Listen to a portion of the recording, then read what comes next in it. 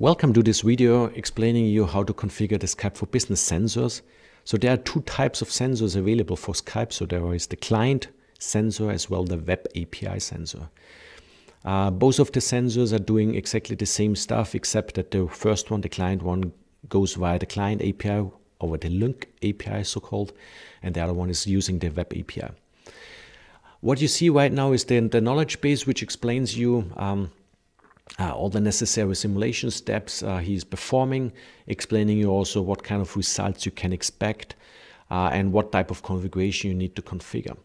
So let's jump over to the live demo because we want to configure this in real time, right? So I'm just opening up settings bot configuration.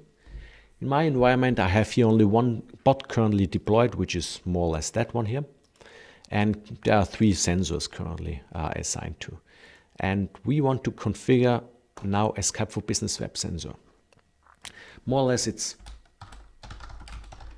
a similar configuration page, so give it a title, assign a schedule interval, and then you specify the participants for performing the conference simulation. It's a mandatory field here.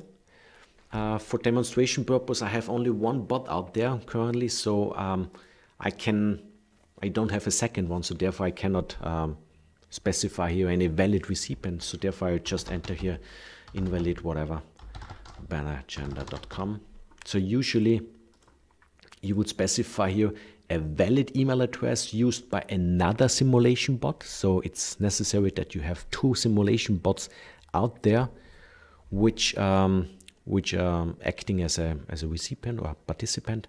You just specify also on which bot this particular participant is running on. You continue with the authentication and assigned bot, so I will just make it as easy as possible. And down here you have the on-premises section where you can run the simulation against an on-premises Skype for Business server.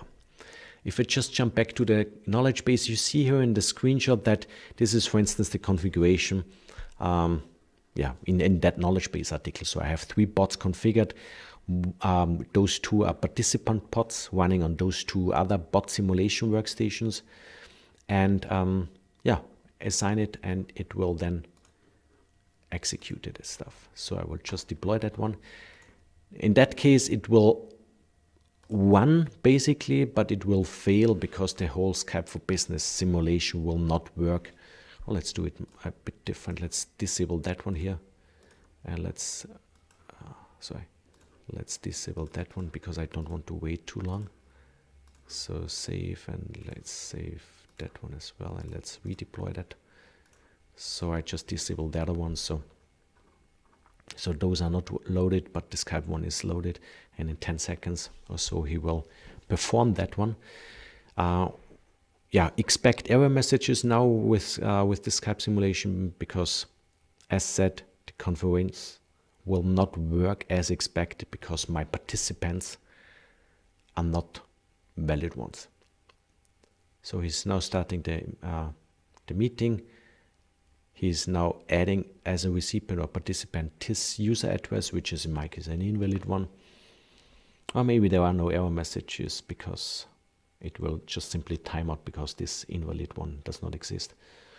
Right. And whenever he's done, we should see Skype for Business simulation results up here. Take a little bit. And here we go. So basically the simulation was more or less successful except for the conference part. And the reason why you still see here a green gauge is simply that all the other stuff was successful, and even creating the conference was successful, but adding a participant to the conference was failing. And we use this information currently as an simulation which is okay because the core configuration simulations was working just fine, except for the participant not able to join the conference. So that's the reason why you have seen a green icon at the beginning.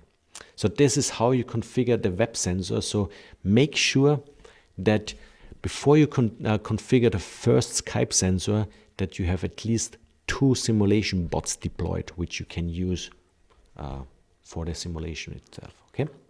Thanks for watching.